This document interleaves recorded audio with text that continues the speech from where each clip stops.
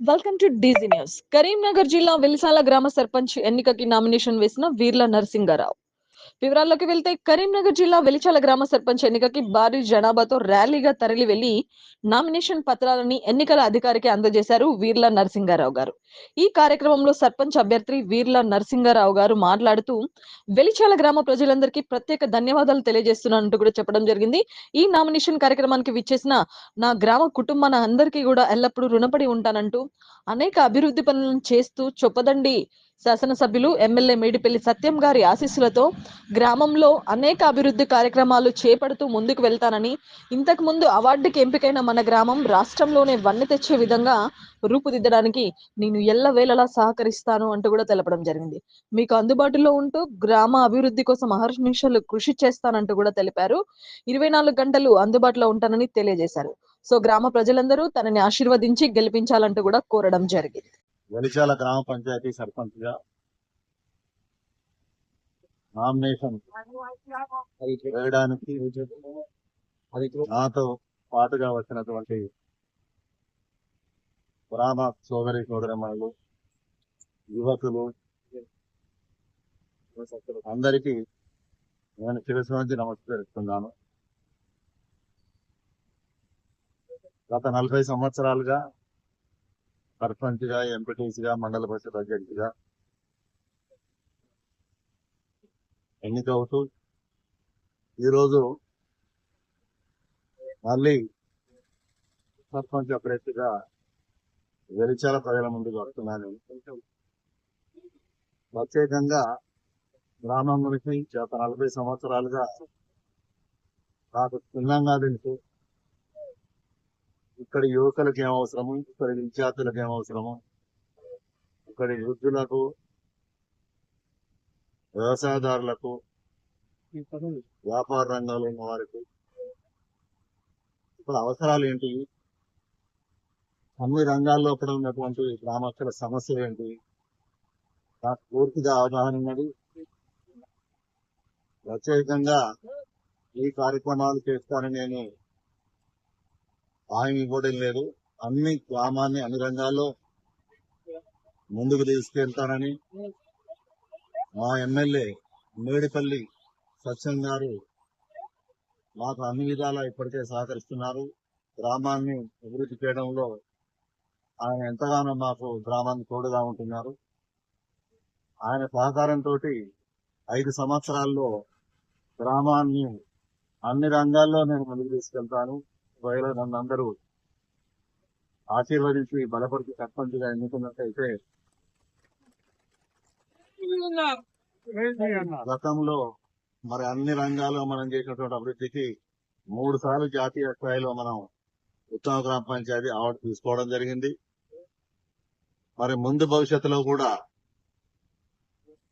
గ్రామ స్థాయిలో, ఒక గ్రామ పంచాయతీ స్థాయిలో విద్య, వైద్యం ప్రత్యేకంగా వీటి మీద దృష్టి పెట్టి వీటికి మనమేమని చేయగలుగుతాం, గ్రామ పంచాయతీ స్థాయిలో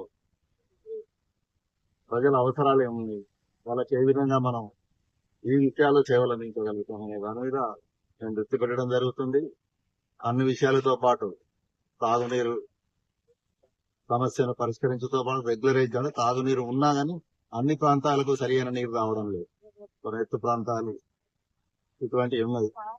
వీధి దీపాలు కానీ నిర్వహణ కానీ పారిశుద్ధ్య నిర్వహణ కానీ అన్నిటినీ క్రమబద్ధీకరిస్తూ గ్రామంలో సమస్యలన్నిటి ఎప్పటికప్పుడు, నేను గతంలో సర్పంచ్ చేసినప్పుడు కూడా 24 గంటలు గ్రామంలోనే అందుబాటులో ఉన్నాయి.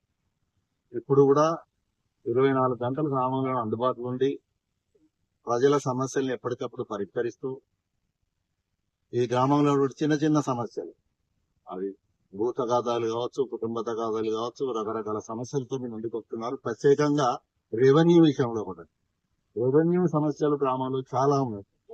దాదాపు రాష్ట్రంలోనే ఉన్నాయి. అటువంటి ఇప్పుడు ధరణి పోయి భూమాత వచ్చినాక చాలా సమస్యలు వాటితో పరిష్కారం కావడం లేదు. ఆ స్థాయిలోనే మా ఎమ్మెల్యే గారి సహకారంతో, అధికారుల సహకారంతో గ్రామంలో ఉన్నటువంటి అటువంటి సమస్యల్ని కూడా విద్యార్థులు ఎదుర్కొంటున్న సమస్యలు, ఆరోగ్యపరంగా ఎదుర్కొంటున్న సమస్యలు, వైద్యపరంగా, విద్యాపరంగా గ్రామంలో ప్రతి విషయంలో సంక్షేమ పథకాలన్నింటినీ కూడా రాష్ట్ర ప్రభుత్వం గాని, కేంద్ర ప్రభుత్వం గాని చేపట్టేటువంటి సంక్షేమ పథకాలన్నీ గ్రామ స్థాయిలో ఇంటింటికి తీసుకువెళ్లే విధంగా ప్రత్యేకంగా ఎక్కువగా విజయవంతమైన స్కీమ్ ఏంటంటే ఈ ప్రభుత్వంలో ఇళ్ల నిర్మాణం. చాలా మంది పేదలు ఉన్నారు, ఇల్లు నిర్మించుకోలేని పరిస్థితులు.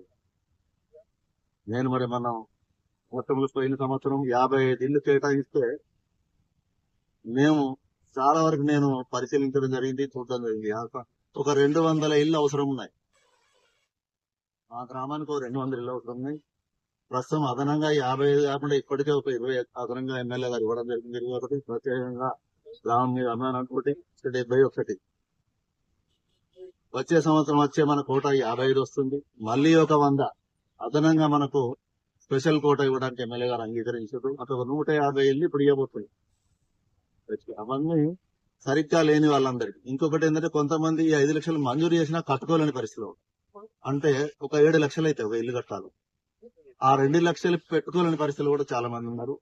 మరి వారికి ప్రైమ్ మినిస్టర్ ఆ స్కీమ్ కింద ఒక 60,000 ప్రయత్నం చేస్తూ మిగతా వాళ్ళకు కూడా ఏదో విధంగా అందరినీ కట్టుకునే విధంగా నేను ప్రోత్సహించి ఆ లేని వాళ్ళకు కూడా ఏదో విధంగా పూర్తి చేయడానికి పూర్తి శాయశక్తుల డబ్బులు లేక ఆగిపోయేటోళ్ళ పరిస్థితిని, ఎవరైతే భూములు లేక కూడా ఇప్పుడు ఇల్లు కట్టుకోలేకపోతుంది అటువంటి వాళ్లకు మా దగ్గర ఇందిరమ్మ కాలనీ గాని, ఇటు ఇక్కడ దేశరాజపల్లి ప్రశాంత్ నిలయం దగ్గర ఉన్నటువంటి ఒక 200 ఫ్లాట్లు ఉన్నాయి ఖాళీగా.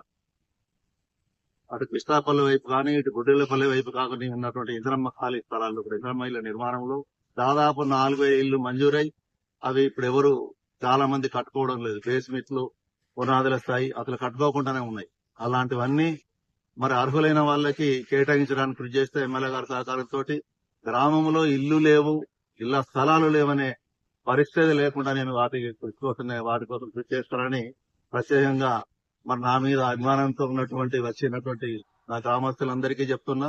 అది ఏ సమస్య గాని నేను ఎప్పటికీ అందరికీ అందుబాటులో ఉంటాను. నాతో అయినంత వరకు కృషి చేస్తాయి. ప్రత్యేకంగా నేనైతే ఇల్లది ఇప్పుడు మీకు చెప్పింది ఇల్లు గాని, తాగునీరు గాని, సాగునీరు విషయంలో కూడా కొంత సమస్య ఉంది. అది మనకు ఆ కెనాల్ ద్వారా కొంత రావాల్సి ఉంది.